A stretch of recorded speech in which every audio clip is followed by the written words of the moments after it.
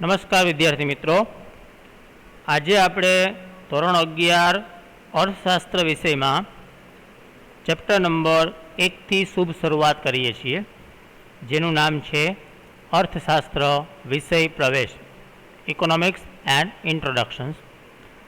તો પાઠની શરૂઆતમાં પાઠ અંગેની એક પ્રાસ્તાવિક માહિતી આપેલી છે, એને સમજવા આપણે પ્રયત્ન કરીએ.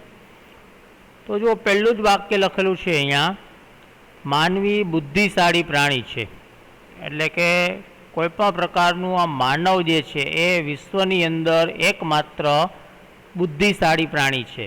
બાકીના પ્રાણીઓ પણ બુદ્ધિ ધરાવે છે, પણ માનવ જેટલી તો નહીં જ એમ કહી શકાય.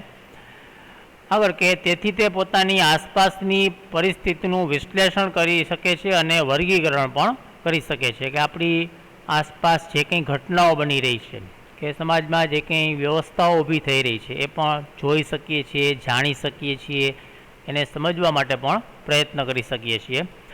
માનવીનું જીવન સુખરૂપ ચાલે તે માટે તેણે વ્યવસ્થાઓ ઊભી કરી છે, જેમ કે સમાજ વ્યવસ્થા, રાજ્ય વ્યવસ્થા અને અર્થવ્યવસ્થા. એટલે કે સામાજિક પ્રકારની એક વ્યવસ્થા ગોઠવાયેલી છે, રાજકીય પરિસ્થિતિને ધ્યાનમાં રાખી અને એક રાજ્ય વ્યવસ્થાની પણ ગોઠવણી કરવામાં આવેલી છે, અને અર્થતંત્ર સારી રીતના ચલાવી શકાય એ માટે એક અર્થવ્યવસ્થા પણ સૂચવાયેલી છે. આ વ્યવસ્થાઓને સમજવા માટે, તેને પેઢી દર પેઢી ચલાવવા માટે તથા વ્યવસ્થામાં ઊભા થતા પ્રશ્નો અને સમસ્યાઓના ઉકેલ માટે માણસે વિવિધ શાસ્ત્રોની રચના પણ કરેલી છે. એટલે કે ઉપર મુજબ આ સમાજ વ્યવસ્થા, રાજ્ય વ્યવસ્થા અને અર્થવ્યવસ્થા આને સમજવા માટે અથવા એમાં જે કંઈ પ્રકારની સમસ્યાઓ ઉદ્ભવે આગળ જતાં પેઢી દર પેઢી એમાં સતત કંઈક નવું કરતા ગયા અને માણસે એમાં અલગ અલગ પ્રકારના શાસ્ત્રોની પણ રચના કરેલી છે, જેથી કરીને એની સમસ્યાઓનો આપણે ઉકેલ પ્રાપ્ત કરી શકાય. આદિ યુગમાં માણસ કેટલાક પ્રશ્નો અને સમસ્યાઓનો ઉકેલ લડાઈ દ્વારા કે પછી યુદ્ધ દ્વારા લાવતો, પણ સાથે સાથે શું થયું તો કે વ્યક્તિમાં અથવા તો માણસમાં સમજણનો વિકાસ થયો અને સાથે સાથે એ સમસ્યાઓનો ઉકેલ એ શાસ્ત્રો દ્વારા કરતો ગયો, બુદ્ધિપૂર્વકની ગણતરીઓ દ્વારા પણ લાવતો થયો.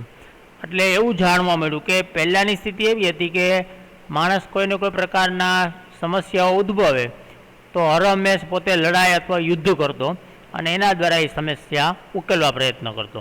પણ પછીથી શું થયું હતું કે માણસમાં અમુક પ્રકારની બુદ્ધિ, સમજણ આવતી ગઈ અને ધીમે ધીમે એ યુદ્ધ લડાઈ છોડી અને કોઈને કોઈ પ્રકારની સહાનુભૂતિ, સમજણ દ્વારા એ પોતાની સમસ્યા ઉકેલવા લાગ્યો. એટલે બુદ્ધિપૂર્વકની કોઈ ગણતરીઓ કરતા થયા કે જેના દ્વારા પણ એનો ઉકેલ લાવી શક્યા.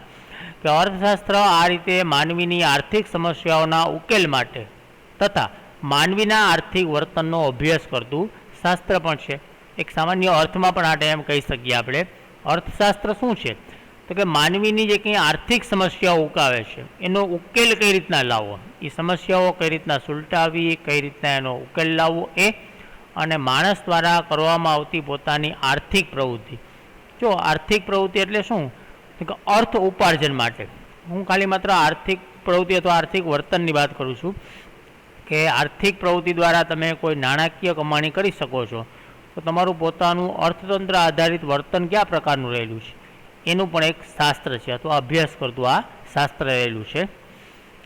ત્યાર પછી આપણે અર્થશાસ્ત્રના અલગ અલગ અર્થ આપેલા છે એ સમજવા પ્રયત્ન કરીએ. તો સૌથી પહેલાં જુઓ કે અર્થશાસ્ત્ર શબ્દનો સાદો અર્થ શું થાય? અર્થનું શાસ્ત્ર.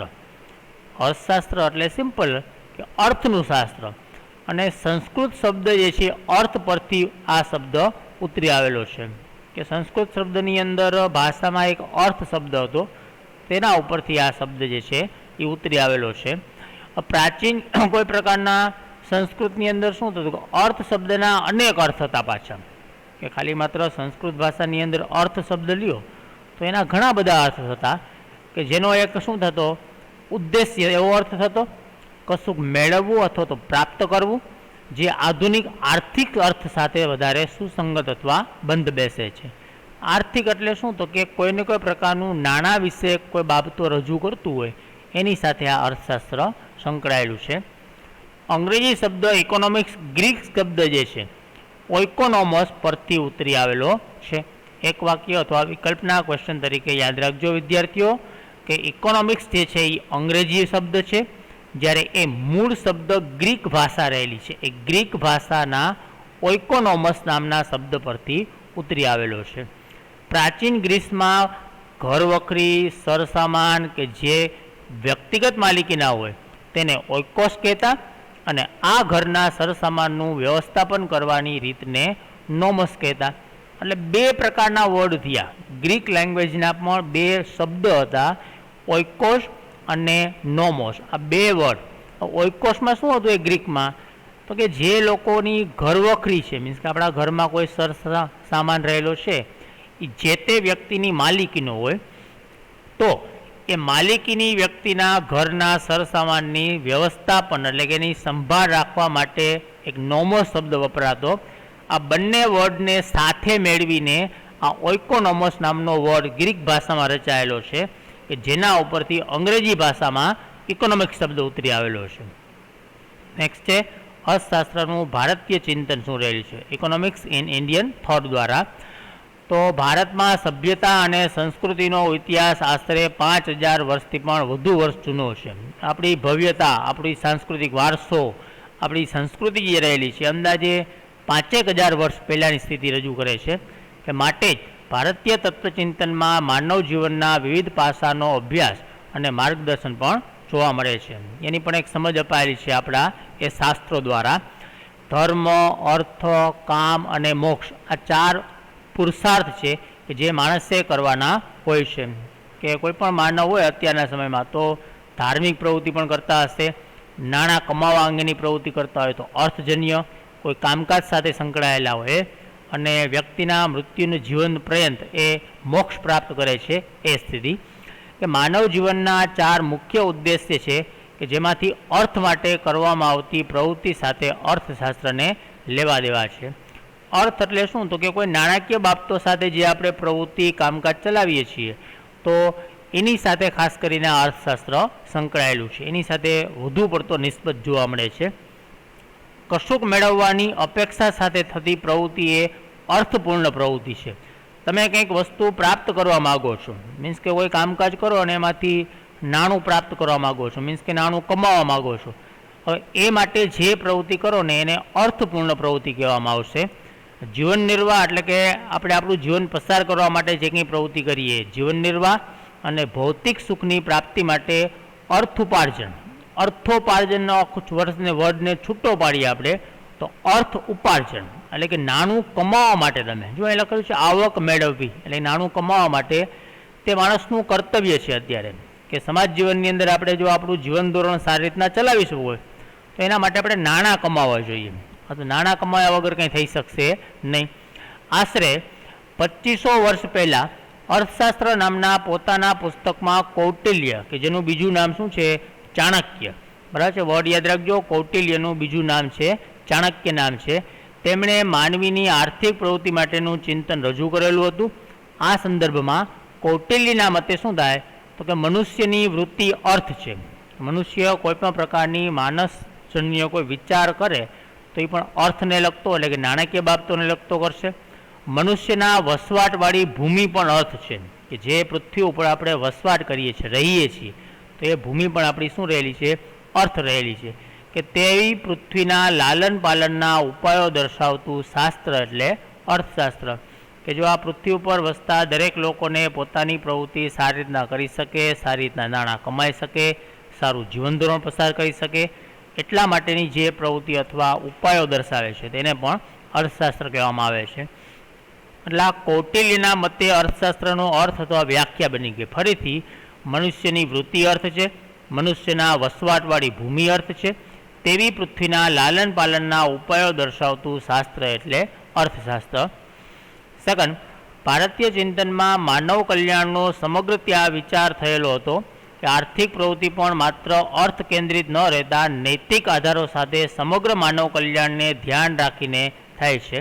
એટલે કે જે આપણે આર્થિક પ્રવૃત્તિ ચલાવીએ છીએ એ આર્થિક પ્રવૃત્તિ ચલાવતી વખતે કોઈને કોઈ પ્રકારના ખાલી માત્ર નાણાંને ધ્યાનમાં રાખતા નથી, પણ આપણી નૈતિક બાબતોને પણ ધ્યાનમાં રાખીએ છીએ. એથિક્સ સાથે આપણે આપણો વ્યવહાર કરવો જોઈએ, કોઈપણ પ્રકારના નૈતિકતા મૂલ્ય વ્યવહારો દર્શાવવા જોઈએ.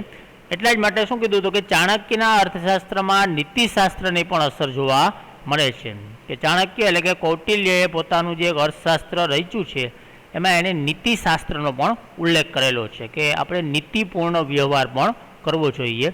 વળી ચાણક્યના મોટાભાગના આર્થિક વિચારોમાં જાહેર અને સામૂહિક વર્તનવાળી આર્થિક પ્રવૃત્તિ જ કેન્દ્ર સ્થાને રહેલી છે.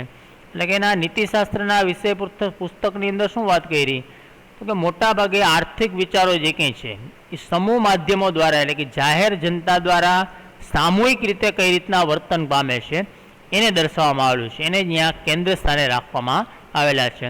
ખાસ તો રાજાશાહી રાજ્ય વ્યવસ્થા અને કૃષિ પ્રધાન અર્થવ્યવસ્થાને ધ્યાનમાં રાખીને આર્થિક બાબતોનું માર્ગદર્શન કૌટિલ્યએ રજૂ કરેલું છે કે પહેલાંના સમયમાં જે રાજાશાહી પ્રવર્તમાન હતી તો એની અંદર રાજ્ય વ્યવસ્થા કઈ રીતના ગોઠવવી એ રાજાઓ દ્વારા નિશ્ચિત બનતું હતું. હવેની પરિસ્થિતિ અથવા ત્યારની પરિસ્થિતિમાં કૃષિ એટલે કે ખેતી ક્ષેત્રમાં અર્થવ્યવસ્થા કઈ રીતના ગોઠવવી તો એની અંદર પણ આર્થિક બાબતો રજૂ કરવામાં આવેલા હતા. કૌટિલ્યએ આ બાબતમાં પણ ઘણું ખરું માર્ગદર્શન આપણને આપેલું છે. તો વિદ્યાર્થી મિત્રો આજે આપણે આ અર્થશાસ્ત્ર વિષય પ્રવેશની અંદર આટલા ટોપિક સુધી રાખીએ છીએ. નેક્સ્ટ ટોપિકની અંદર આપણે પશ્ચિમમાં ઉદ્ભવતા અર્થશાસ્ત્રનો ઉદ્ભવ અને વિકાસની સમજૂતી અને અલગ અલગ વ્યક્તિઓ દ્વારા આપવામાં આવેલી અર્થશાસ્ત્ર અંગેની વ્યાખ્યાઓની સમજૂતી પ્રાપ્ત કરીશું. Thank you.